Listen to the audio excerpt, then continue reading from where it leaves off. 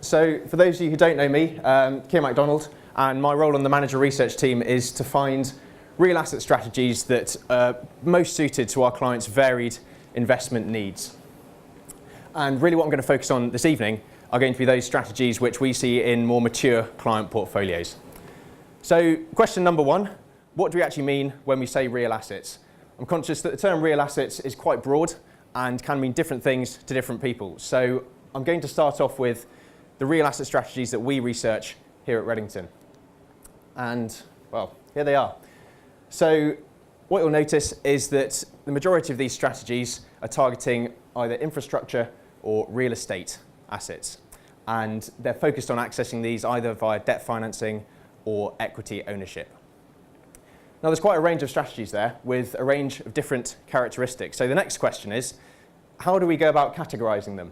Well, as with all the research that we do at Reddington, and as you've heard several times already this evening, we're very much driven by the client's outcomes that we're trying to achieve. So when we categorise these strategies, we put them in one of three buckets, depending on the type of clients that they're most suited for. So what we've got here is a risk-return spectrum. The highest risk-return strategies on the far left there, and the lowest risk-return on the right over here. So starting on the left, we're looking at strategies which are more opportunistic. They might have more of a value-add element to them, and examples of these are private equity-style infrastructure, opportunistic property, and private rental sector property. And these strategies are most suitable for clients who we refer to as being in the opening game. So opening game clients are very much those who are the furthest from achieving their investment objectives, and they've got the highest required return. Hence, they're looking at the highest risk-return strategies. Moving towards the middle, in the middle game, we're looking at strategies such as core infrastructure equity and core property, which are starting to get more of an element of cash yield into their return.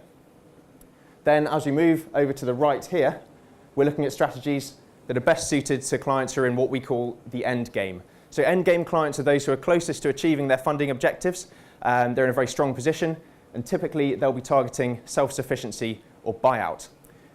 For those clients who are targeting self-sufficiency, they'll be looking to access long-dated, contractual, stable cash flows.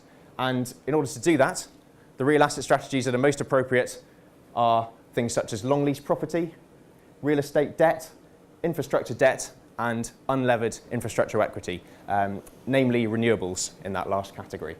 When we're thinking about how we actually categorise each of these strategies, we're really looking at the characteristics of the underlying investments. So to focus in on these strategies for the end game clients, what are the actual characteristics that we're looking for? Well, basically, we're looking for anything that gives us a nice, stable, predictable income stream. On the debt side, we're looking for debt financing of good, strong assets, senior secured debt with conservative loan-to-value ratios, generally investment grade and with strong covenants in place. On the equity side, there is generally going to be a bit more exposure to market risks, such as property prices, but we're very much looking for assets that generate the vast majority of their return from long-dated contractual income rather than residual value. And we want that return to be generated from high-quality tenants or counterparties. Obviously, this is quite a stringent list of requirements, and there are problems when we're trying to find assets that fit this list of requirements. The two main problems that we've run into in the past are, number one, deployment speed. Sourcing these kind of assets is quite difficult sometimes, and the pipelines are often quite lumpy. So you may go for a period where you don't deploy any capital, and then all of a sudden 2 or 3 great deals come along at once. The other problem that we have run into is a lack of illiquidity premium. If we're advising our clients to lock up their capital for an extended period of time, then we want to make sure that they're compensated sufficiently over and above a liquid asset that they could otherwise invest in.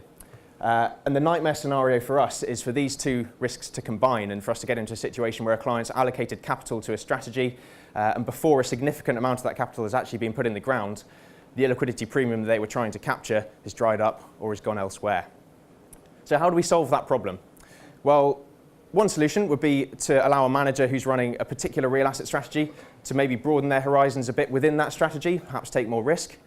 But the solution that we prefer is creating what we call a diversified matching illiquids mandate. And what that is essentially giving a manager discretion to allocate across a broad range of real asset strategies so that they can capture relative value wherever they see it at any given time across these real asset strategies. The key advantages of that are that it allows our clients, in theory, to allocate their capital more quickly and also to capture the illiquidity premium wherever it happens to be at any given time in the market. This isn't to say that it's a catch-all solution. We do still have clients, particularly large clients, who will be looking to allocate to single individual real asset strategies, but we have found that this is quite a neat solution for clients who are just looking to access a broad range of real assets and generate those secure, stable cash flows. And this is an area which we really want to focus on going forwards, and we want to continue to work with yourselves and with our clients to put together mandates that really capture the best of real assets to meet our clients' various investment objectives.